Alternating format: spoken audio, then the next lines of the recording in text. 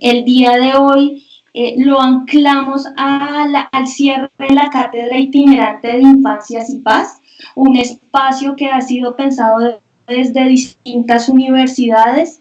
Ha sido pensado como un espacio de movilidad académica en el cual el encuentro y el diálogo con los otros y con las otras es fundamental.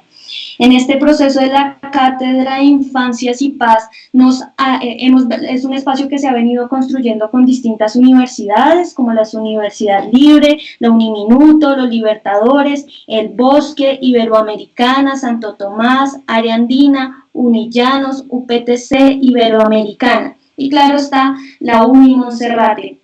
Le damos la bienvenida a todos y todas las estudiantes y profesores de estas universidades, a nuestros egresados de la Escuela de Educación, a todos nuestros aliados, a nuestros profesores investigadores, a los profesores con quien la Uni Monserrate y también la Fundación San Antonio ha venido trabajando.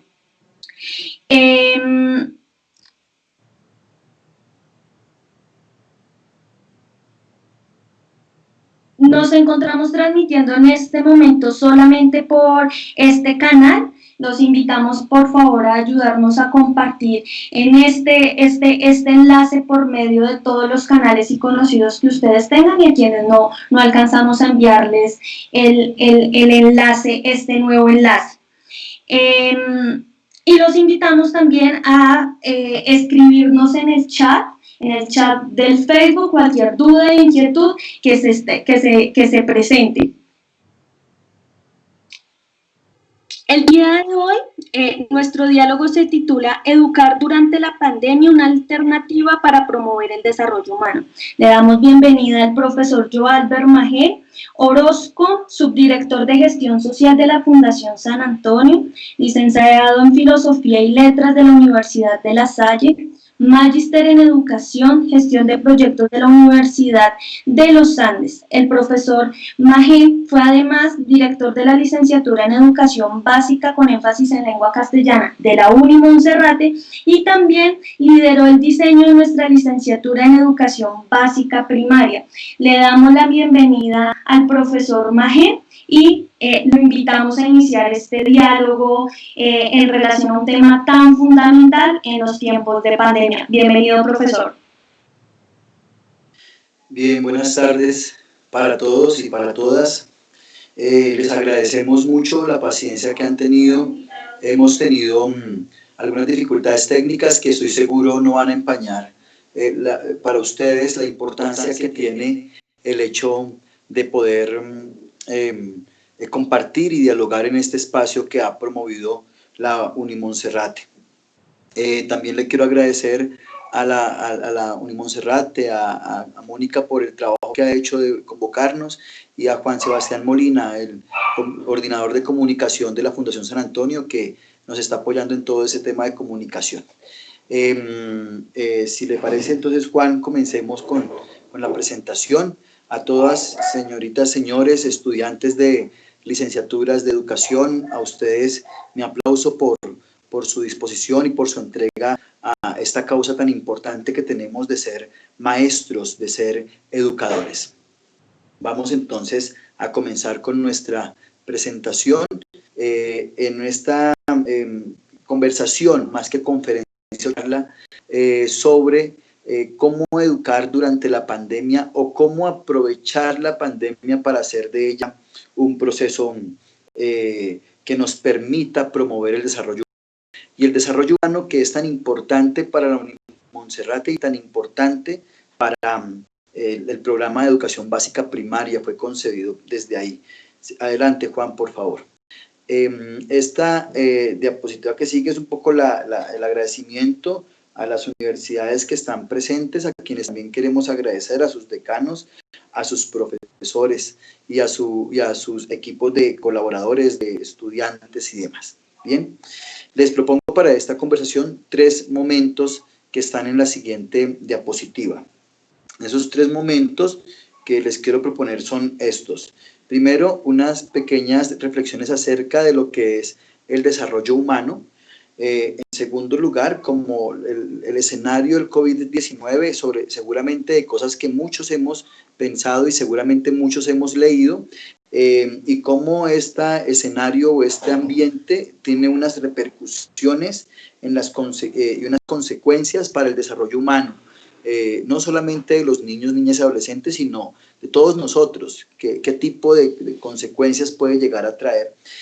Y en tercer lugar en la agenda, la propuesta de contarles nuestra experiencia desde la Fundación San Antonio y cómo hemos venido nosotros estando muy interesados en seguir adelante con la promoción del desarrollo humano a pesar de las circunstancias, o mejor, que a pesar de las circunstancias, junto con estas circunstancias que tenemos. Entonces, si te parece, Juan, seguimos a la diapositiva sobre el desarrollo humano y a las preguntas sencillas, y es, ¿qué es para nosotros y cómo vamos a entender entonces, o cómo creo yo que podríamos entender el desarrollo humano? Claramente no es una verdad absoluta, es una forma de interpretar y es una manera en que creo que podría servirnos para nuestras reflexiones. Ya luego hacia el final, si Mónica lo permite y el tiempo da, pues conversamos un momento con preguntas que se puedan hacer por el chat. ¿Qué es el desarrollo humano? ¿Cómo podemos entender el desarrollo humano? Pues bien, yo pienso que el desarrollo humano es un vértice donde se encuentran tres realidades. La primera realidad es la realidad del individuo, el ser humano, ¿sí? Él en su persona. La segunda realidad que tiene que ver con el desarrollo humano es el tiempo, que es inevitable que nos veamos mediados por el tiempo. Y la tercera realidad es el ambiente o el contexto en el que ese individuo se desarrolla. Entonces, individuo, ambiente y tiempo son las variables que hacen que el desarrollo humano se pueda dar y pueda suceder.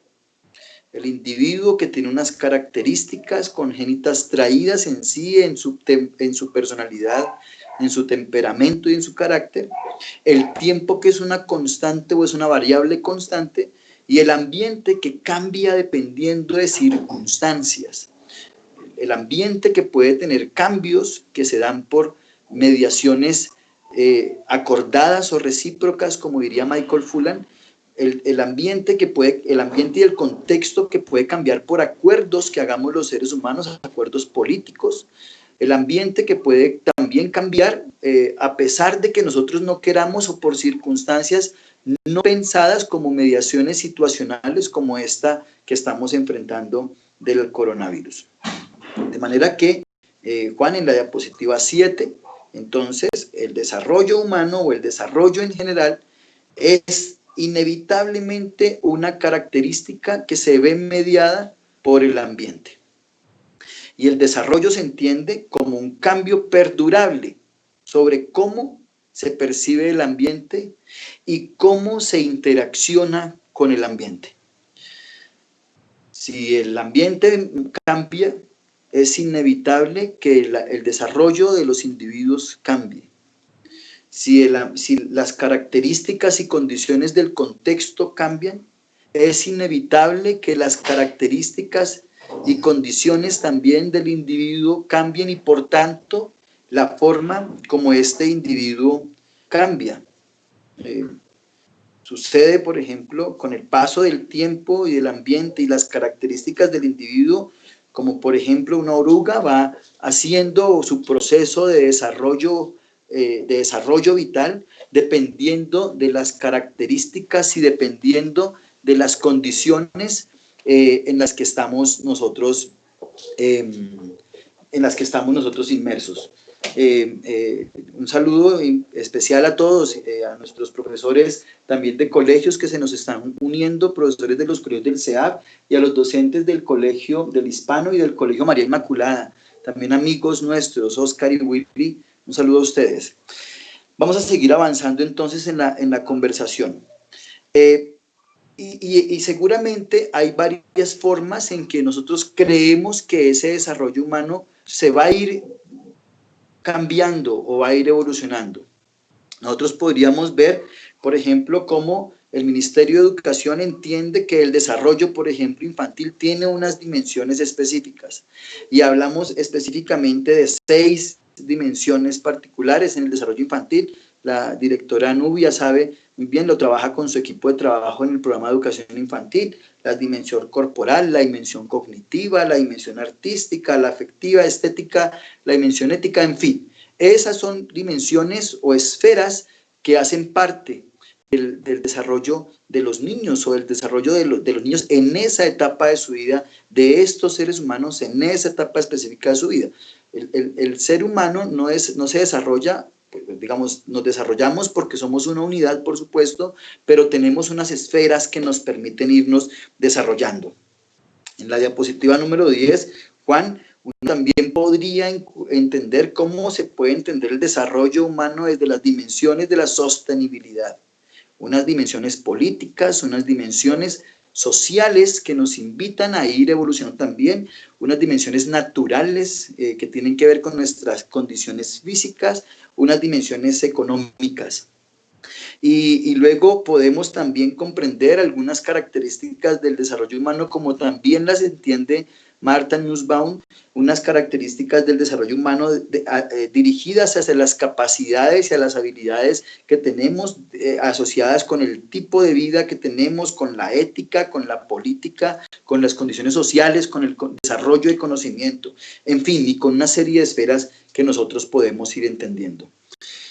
Personalmente, y además lo sé por el CEAP, que el CEAP entiende que el desarrollo humano es un desarrollo que considera una serie de variables, que considera una serie de ejes transversales a los seres humanos.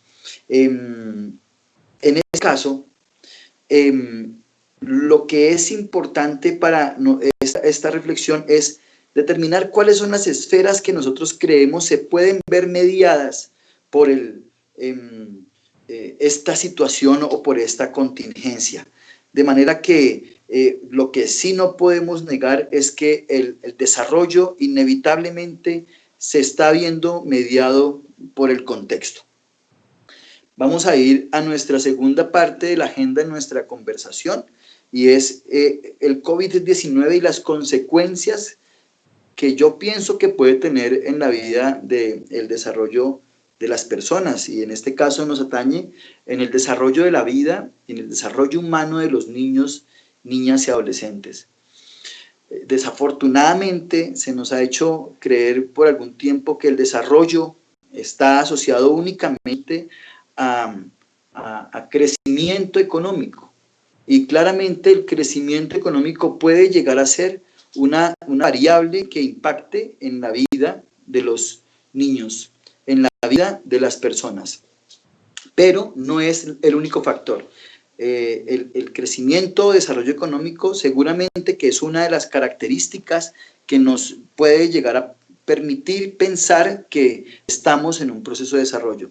Pero en ese caso, si les parece, quisiera un poco contar o mostrar lo que ha venido pasando en algunos datos que nuestro equipo de psicólogas del programa Redes de la Fundación San Antonio nos ha ayudado a condensar como características de este nuevo ambiente al que estamos enfrentados. Si te parece, Juan, en la diapositiva 17, ¿qué ha traído este contexto de aislamiento social? ¿Sí? ¿Qué ha traído? Bueno, el ambiente se modifica por cuanto ha traído inevitables consecuencias psicológicas para todos nosotros. El hecho al inicio de la cuarentena, seguramente ya a estas alturas uno está más acostumbrado, pero los niveles de estrés, de ansiedad, las angustias laborales, la imposibilidad de muchas personas, de muchas familias de poder conseguir su sustento, ha traído alteraciones en las conductas y en la forma en que nosotros observamos y percibimos el mundo. Ha sido inevitable. Trae, por supuesto, unas consecuencias sociales que vienen consigo con la inseguridad económica, las familias que no saben, en la incertidumbre que viene aquí a la próxima semana. Naciones Unidas también ha revelado que en la medida en que va avanzando la infección o el contagio del virus, también se va incrementando los procesos o los niveles de violencia intrafamiliar, siendo, por supuesto, los niños y las mujeres, al parecer, los más afectados de este fenómeno. Y en el caso específico del estudio que hace el Instituto Colombiano de Bienestar Familiar, las localidades con mayor dificultad sobre este tipo de prácticas son Ciudad Bolívar y Usme. Y pues esto sin contar todo, digamos, como se ha agudizado el problema alimenticio. Si pasamos, Juan, a la diapositiva 16, ya ahorita vamos a responder las preguntas que nos están apareciendo. Mónica seguro nos las va a ir identificando para que se pueda hacer de esto una conversación. Pues identificamos también que el proceso de violencia contra la niñez pues se ha aumentado muy fuertemente. En el 5º boletín de la Alcaldía Mayor de Bogotá sobre la violencia contra la niñez se ha mostrado que los números son alarmantes. 8.126 casos se presentaron en el periodo entre el 25 de marzo y el 23 de abril. Esto en lo que tiene que ver en Colombia, siendo la violencia física y la violencia sexual contra los niños los fenómenos que más se emergen en las prácticas culturales y en las prácticas humanas que tenemos nosotros, por lo demás, reprochables. El 49% de los adolescentes y el 48% de los adolescentes varones revelan, según esta diapositiva número 19, que entre el 25 de marzo y el 25 de abril han tenido escenarios de reportes por violencias, por haberse sido víctimas de violencias sexuales. Aquí en este dato lo que uno observa es que independientemente de la edad, en el caso de las mujeres pareciera que el número tiende a ser más homogéneo. Diferente en el caso de los hombres es que mayoritariamente el abuso sexual o el acoso sexual a hombres se da de los 13 años hacia abajo. Se ha incrementado el número de llamadas para denuncias por violencia familiar en un 175% según los datos que da este 5º boletín en la línea púrpura. Este incremento es haciendo un comparativo entre el año 2019 y 2020. Y si quisiéramos pasar, Juan, por favor, a la diapositiva número 22, además de esto encontramos que como nos ha correspondido a todos pasar del trabajo presencial a trabajar en nuestros propios hogares, pues nos ha hecho aceptar que el medio de trabajo más óptimo pues es en muchos casos, no en todos, pero en muchos casos lo que hemos conocido como el teletrabajo, y es trabajar por medio de internet, con equipos de cómputo, con nuestras tablets, con los celulares, en fin. En ese orden de ideas, también información que nos ayuda a recabar el equipo psicosocial del programa Redes de la Fundación San Antonio, encontramos que en el caso en el planeta se encuentra que 826 millones de chicos y niñas, jóvenes, niños y jóvenes no tienen acceso a computador o algún ordenador, y que 706 millones tampoco tienen acceso a internet en sus casas. Lo que hace que haya una especie de exclusión en esa posibilidad, sabiendo que no estábamos seguramente preparados, y lo que para ustedes y para mí es común conectarnos, por ejemplo, por estos canales y poder conversar. Bueno, pues hay cientos de millones de personas, de niños y jóvenes que no tienen ese acceso a estos procesos. Mintic también revela que en Colombia, de 48.2 millones de habitantes, 7 millones tienen acceso fijo a internet, 28.9 millones tienen acceso a móviles y cerca de 12 millones no tienen acceso a internet. Y seguramente dentro de esos 12 millones de habitantes tenemos a niños y jóvenes que están acudiendo a nuestras escuelas, a nuestros colegios, y que tienen esa restricción. 6 de cada 10 personas, dice un artículo que encontramos en el periódico El Tiempo, 6 de cada 10 personas tienden a desertar de la formación virtual, que es la forma en que todos hemos querido acceder. Las universidades, los colegios, hemos querido acceder o mantener las prácticas educativas sin tener que cancelarlas o aplazarlas, y hemos querido mantenerlas por medio de mecanismos virtuales. Y lo que dicen los estudios es que somos aún unos individuos muy poco dados a ser perseverantes en las prácticas de educación virtual. 6 de cada 10 personas desisten, y eso puede suceder por falta de motivación, por dificultades económicas en el hogar, por problemas de acceso a la conectividad y porque en muchas ocasiones se sienten poco acompañados por las instituciones educativas. Valga el momento para invitar a mis amigos y a mis compañeros maestros, a todos ustedes, a ser muy conscientes de las dificultades que implica la educación virtual. Por supuesto que unas dificultades enormes para nosotros como profesores, pero también unas dificultades muy grandes para las familias en sus casas, acompañar a sus hijos, hacer las tareas cuando hay que, bueno, esto lo ha dicho muchas personas, o hay que multiplicar, o hay que hacer rendir un computador para 2 o 3 o 4 personas y cada una con sus obligaciones. Y creo que la migración a la vida digital, llámese educación virtual, llámese educación flexible y demás, debe hacernos conscientes de las restricciones que puede haber, pero además llamarnos a la innovación para generar unas nuevas formas de interactuar. La diapositiva 23, Juan, entonces encontramos que el ambiente que nos media, en este caso el ambiente de pandemia, de coronavirus, con todas estas angustias, con todas estas problemáticas que podemos encontrar y señalar, pues inevitablemente tocan estas esferas del desarrollo humano que habíamos señalado en las diapositivas anteriores. Es inevitable que la dimensión personal o emocional y afectiva se toque, es inevitable que las relaciones de pareja se lesionen, es inevitable que la relación con nuestra familia, que la relación social de los niños con sus amigos se medie, se toque, que la relación con sus profesores sea afectada. Es inevitable que los procesos de desarrollo cognitivo que hacen parte de nuestro desarrollo humano se lesionen y se toquen. Es también inevitable que nuestra vida trascendental y nuestra actividad espiritual y nuestra relación con Dios para fe, o nuestra realidad metafísica para quienes no la tienen, se vea, como se dice, afectada, y es inevitable que nuestra situación profesional se vea afectada. Me parecía importante, pienso que hasta aquí no he dicho nada nuevo, seguramente cosas que muchos de ustedes ya han pensado, han reflexionado, han conversado con sus colegas, hemos comenzado a leer ensayos importantes y libros importantes que han venido emergiendo de diferentes autores y que han señalado las mismas dificultades. Boaventura, por ejemplo, ha señalado, el libro de la compilación de ensayos de la Sopa de Wuhan lo ha señalado, una serie de académicos colombianos en el Observatorio Académico de la Universidad de los Andes lo han señalado.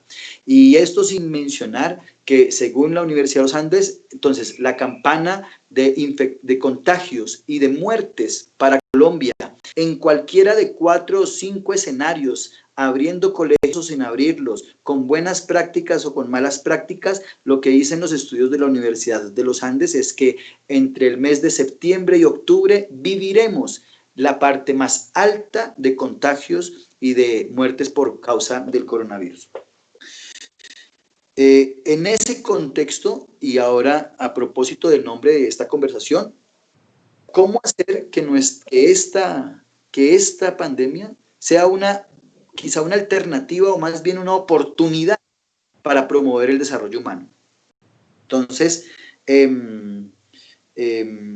quisiera compartir con ustedes, Juan, la experiencia que nosotros hemos tenido como Fundación San Antonio acerca de 2 específicas campañas que hemos estado adelantando. La primera, entonces, tiene que ver con, Juan, la diapositiva número 26.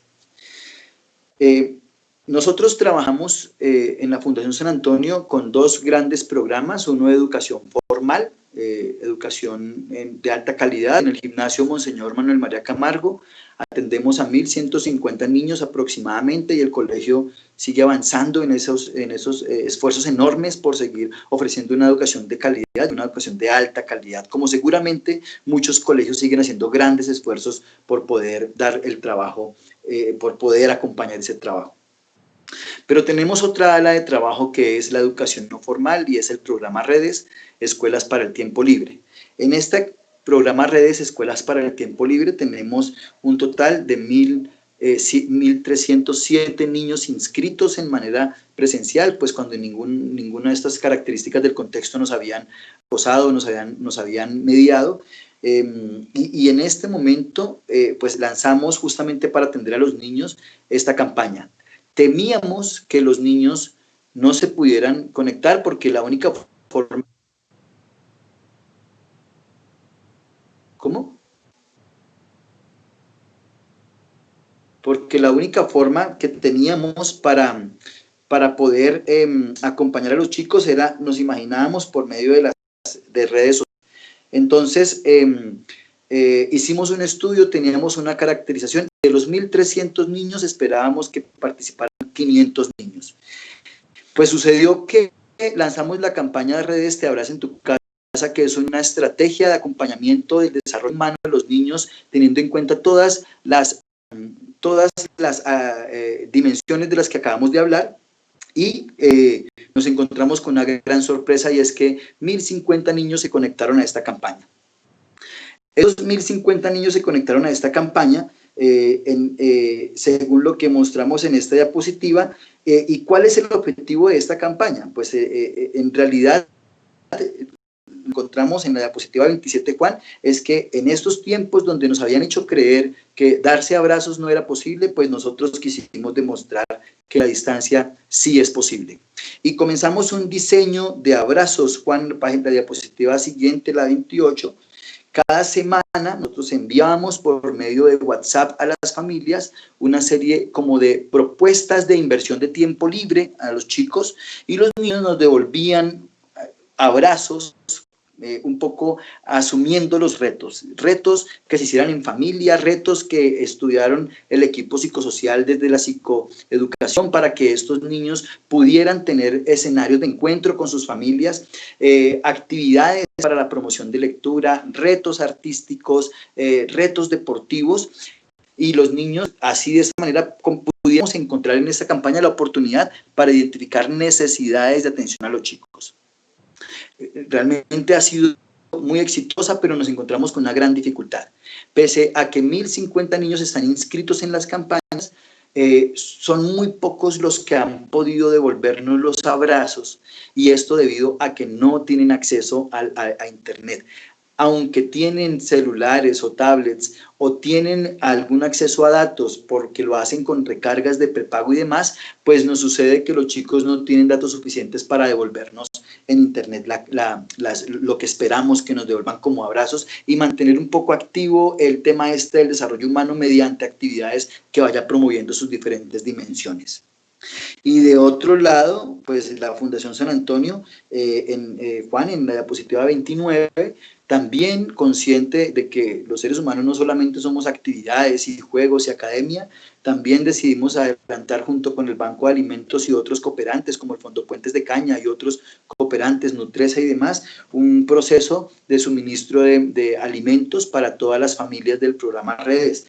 No sé si, Juan, fuera posible que nosotros pudiéramos transmitir rápidamente el video promocional que hicimos de la distribución de los alimentos a estas familias.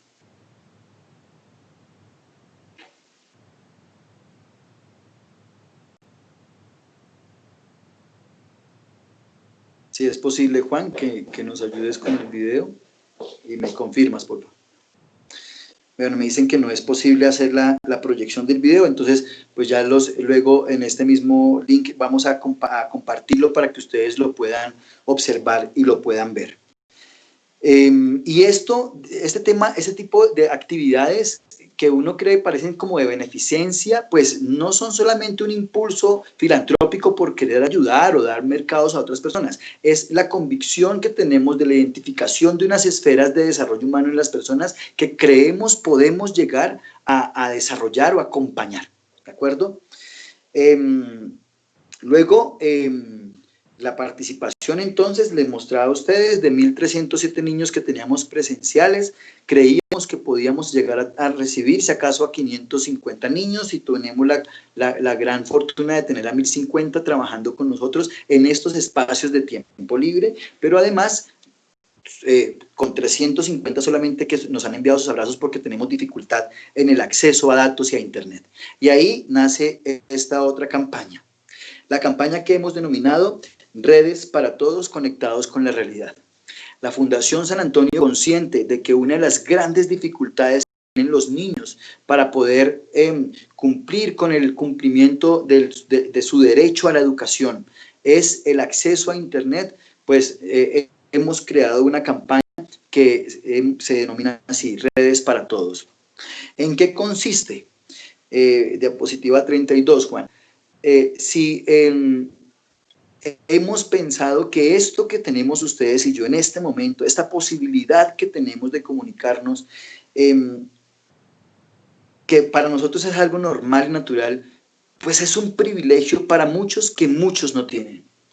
Poder conectarse a internet, poder hacer una llamada, poder hacer una videollamada, es un privilegio que no todos tienen. Muchos de nuestros chicos se han quejado porque les toca hacer muchas tareas, el profesor conectado por las mañanas, y ya han salido muchos videos, seguramente con todos los chistes sobre las pifias más importantes, sobre cómo el profesor se equivoca, o cómo los pelados le toman del pelo, en fin. Pero al final del camino, eso es un escenario privilegiado para un sector o para un segmento de nosotros como sociedad. Pero para muchos otros es una realidad que no es posible. Para muchos otros es una realidad que no está dentro de sus posibilidades. Y en ese orden de ideas, esta campaña consiste, Juan, en la diapositiva 33, en buscar cómo hacer para conectarnos con el que sufre, cómo hacer para conectar al que no tiene la posibilidad de conectarse, de conectarlo con el mundo. ¿Qué estrategias podemos crearnos para conectar al que no se puede conectar con el mundo?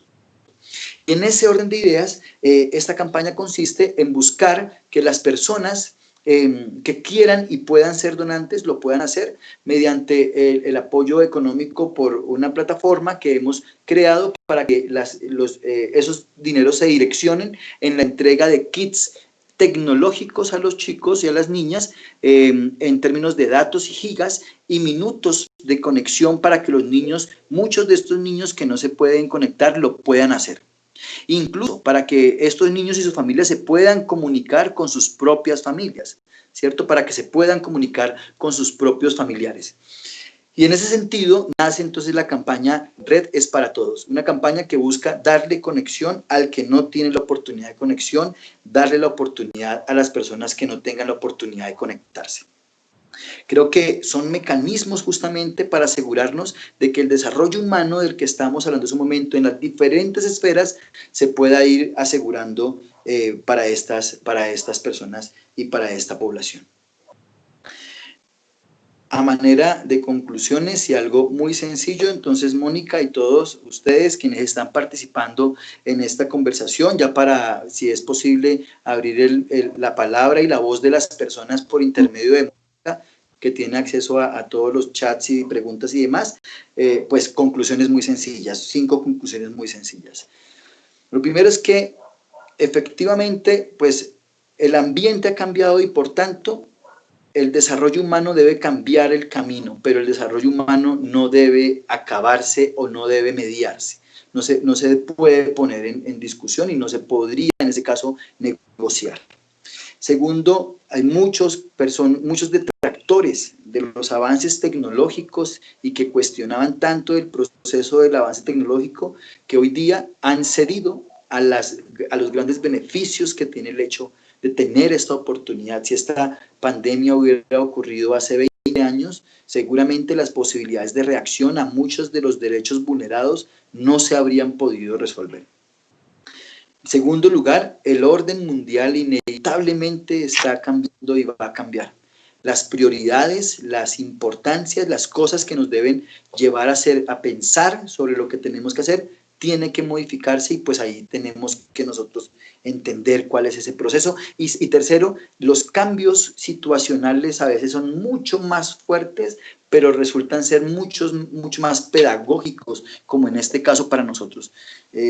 Conversando con el profesor Uriel, el otro día hablamos de cómo este cambio situacional nos ha hecho a reconocer o admirar lo que antes no era importante para nosotros. Salir a la ventana y ver en las noches el cielo estrellado no era importante para nosotros, no sacábamos el tiempo para hacerlo y a lo mejor el smog no nos permitía hacerlo.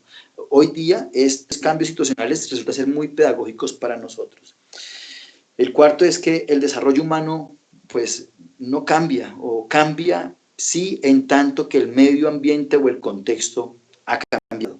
Y por último es que creo que nos equivocaríamos si después de que pase todo esto, si después de que todo este escenario pase, seguimos siendo los mismos. Si eso llega a pasar, estaríamos totalmente equivocados en nuestro, como pedagogos, como profesionales y como personas que dedican su vida a la academia.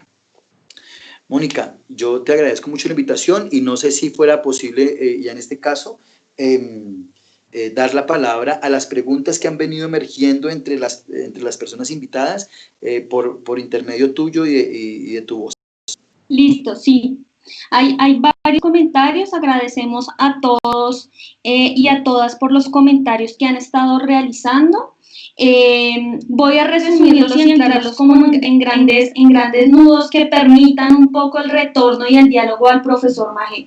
Uno de los primeros grandes puntos que empiezan a abordar y empiezan a comentar es frente a ese impacto en los procesos de aprendizaje y enseñanza que en el marco de la pandemia se están llevando. Y por consiguiente los retos de los maestros y de las maestras y de los maestros y las maestras en formación.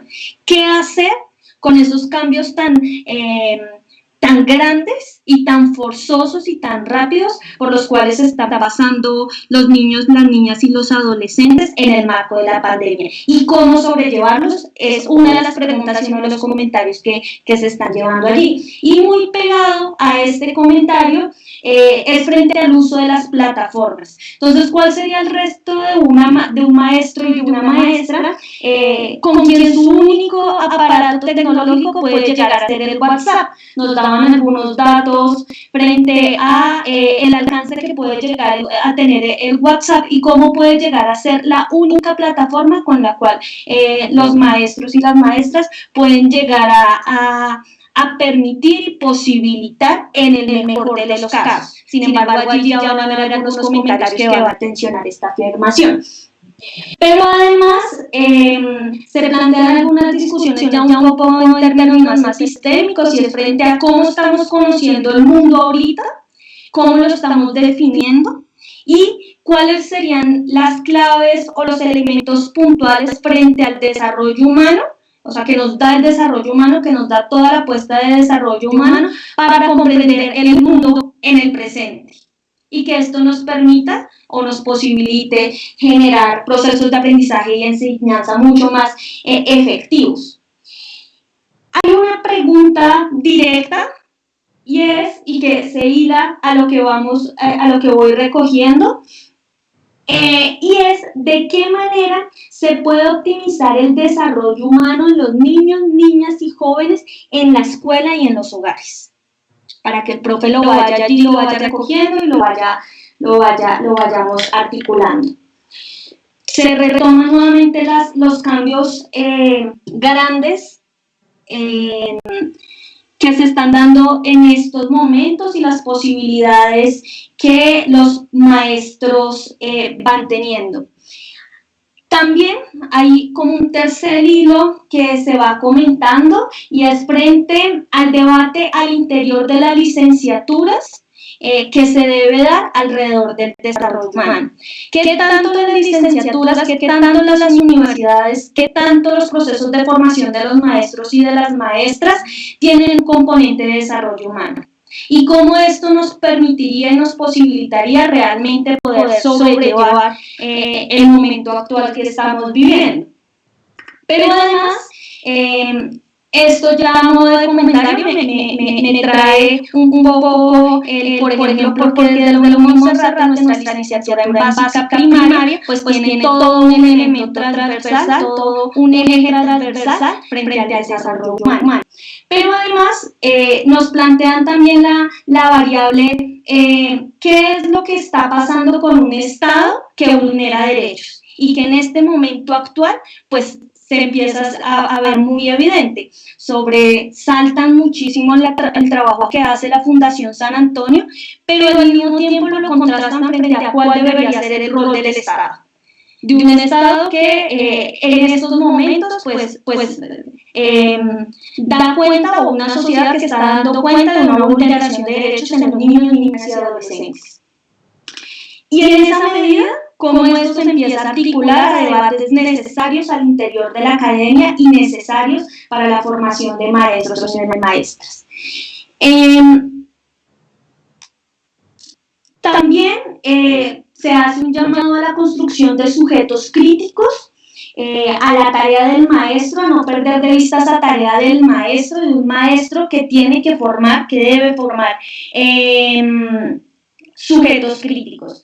Y nos hacen una pregunta en este momento frente a los estudiantes con discapacidad. Tenemos varios estudiantes, varias personas que nos están viendo, y es frente a cómo garantizar y dar respuesta en estos momentos a los estudiantes con discapacidad.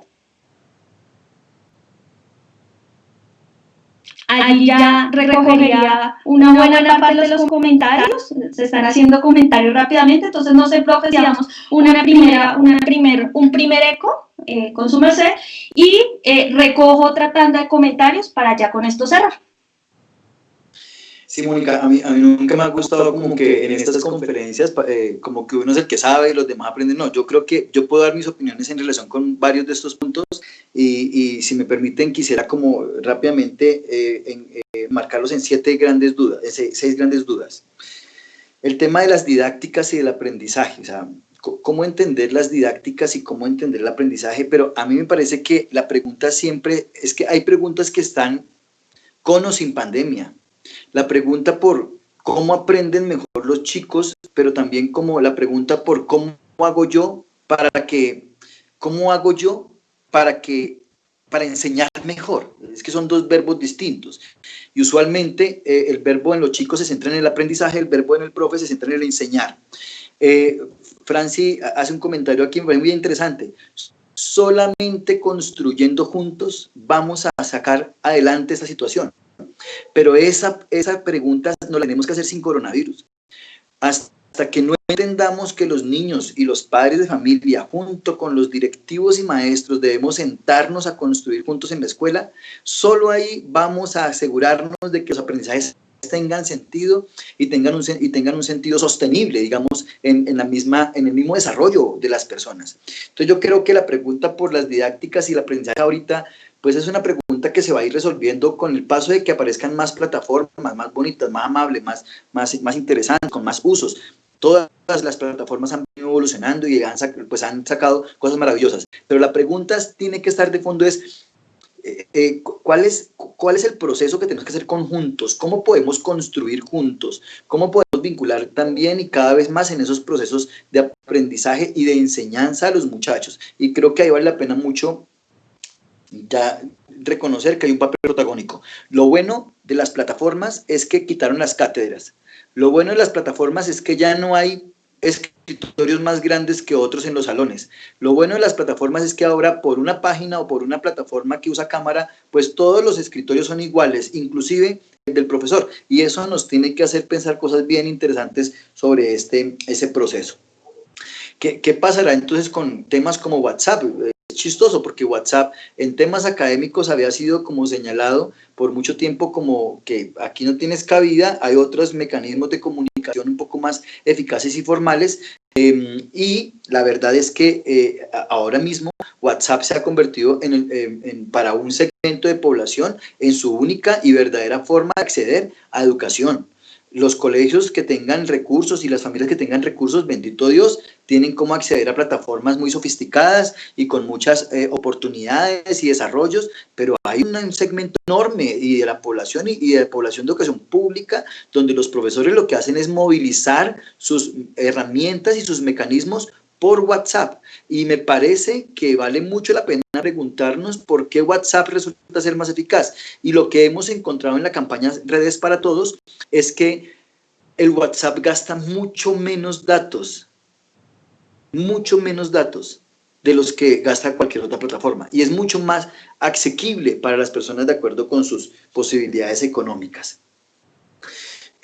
A veces cuando se pregunta a uno cuál es el rol del Estado, vuelvo a contestar lo mismo, pues me pregunto en este momento y la respuesta es la misma. Mire, con coronavirus o sin coronavirus, la crítica siempre y la exigencia al Estado tiene que estar, y siempre tiene que haber una oposición y unas posturas críticas frente al cumplimiento de sus obligaciones y de las obligaciones en términos de la vulneración de derechos. Pero quisiera quitar ese discurso de mirar al Estado, a ver el Estado qué hace y qué nos provee. Por supuesto que tenemos que ser unos ciudadanos que exijan de su gobierno unas acciones responsables, pero ahorita creo que vale mucho más la pena mirarnos hacia acá, hacia adentro, y es qué hemos hecho nosotros por los más vulnerables. ¿Qué hemos hecho nosotros por los más vulnerables de nuestra propia familia?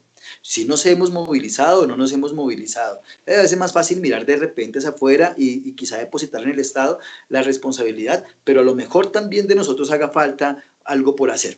Esto lo digo, insisto, sin desconocer que el Estado tiene una gran responsabilidad y debería tomar la batuta en grandes de estas decisiones que se están tomando. Y pues claramente el desastre económico y financiero que se nos viene ahorita es una cosa en lo que tendrá que el Estado meter la mano para poder ayudar a los microempresarios, a los medianos empresarios a salir adelante. En lo que tiene que ver con la educación, creo que nos corresponde a nosotros como maestros no mirar afuera el problema, sino intentar buscar adentro la solución. Eso como en este primer grupo de preguntas, Moni, de lo que alcancé a copiarte. No sé si te alcanza tiempo para unas preguntas más. Sí, una que están haciendo desde la Uniminuto, y creo que no hemos tocado mucho el tema de las familias. Es decir, en esta primera ronda de preguntas no se tocó. Y es cómo prevenir los riesgos que se presentan en el contexto familiar respecto a las violencias que utilizan los cuidadores para acompañar las múltiples tareas que dejamos como maestros. Pues yo pensaría que una forma es que los profesores recuerden que los padres de familia o los cuidadores, como llamas, o los acudientes de los chicos, los que están con ellos, que los profesores recordemos que ellos no son profesores. Es que a veces uno ve como por redes sociales como esa pelea y es... Por fin los padres de familia se han dado cuenta de lo difícil que es ser maestro. No, pues obviamente para eso somos formados, somos profesionales en la educación.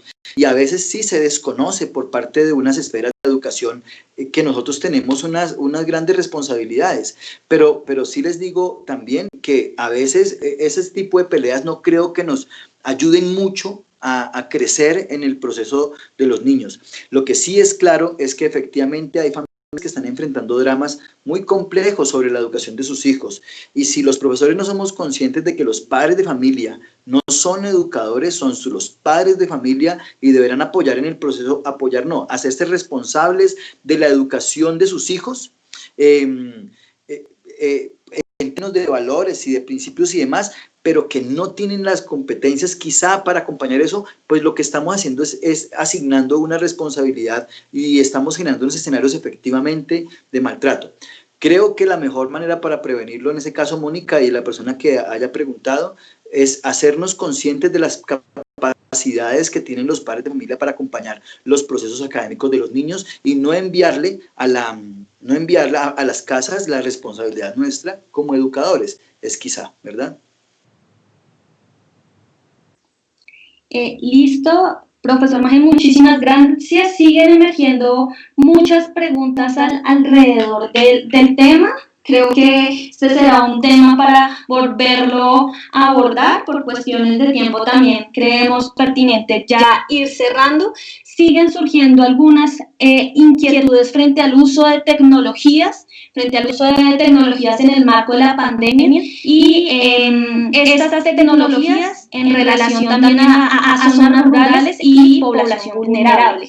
Pero además, la discusión, tal cual como el profesor Maje la planteaba, sigue apareciendo y enfocándose en esos procesos de enseñanza y aprendizaje, cómo comprenderlos, cómo pensarlos, cómo repensarlos. Siguen emergiendo algunas preguntas allí un poco más puntuales. Y es, por ejemplo, cómo enseñar después del COVID y qué enseñar después del COVID.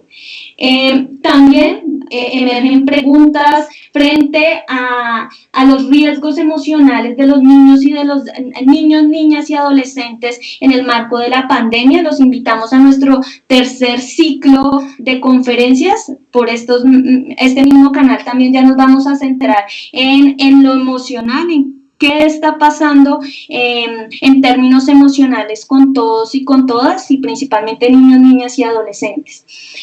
Y además una pregunta que creo que engloba absolutamente todo este marco de discusión, y es cómo entender los cambios que estamos viviendo ahorita, cómo comprenderlos, y con ello, a partir de cómo comprenderlos, realmente cómo generar estrategias que permitan unos procesos de enseñanza y aprendizaje y unos diálogos con entorno, comunidad, familia y escuela un poco más amenos. En el chat siguen habiendo discusiones frente a la relación con el Estado, frente al lugar de la familia, frente al lugar del maestro. Sin embargo, ya por cuestiones de tiempo vamos a cerrar. Agradecemos a todos, agradecemos al profe Maje, a la Fundación San Antonio, a Juan por su maravillosa colaboración. Y agradecemos a todas las universidades, a las universidades que hacemos parte de la Cátedra Itinerante de Infancias y Paz, que también es un espacio que nos hemos tenido que repensar en el marco de esta pandemia. Era un escenario en el que cuando movilizábamos cuerpos a distintas universidades, pero en el marco de esta pandemia ya nos hemos empezado a pensar de qué otra forma podemos continuar con estos diálogos interinstitucionales que además permiten conocer al otro y permiten entrar en reflexiones con el otro que hacen profundizar también el saber pedagógico. Muchísimas gracias, profesor Maje, muchísimas gracias a todos quienes nos siguieron, y los invitamos a nuestra siguiente diálogo en 8 días, en el cual vamos a tener como invitada a la profesora Sandra Mujica, coordinadora de autoevaluación y currículo de la Escuela de Educación. Muchísimas gracias y hasta una pronta oportunidad. Gracias, profesor Maje. A ustedes, gracias, Mónica.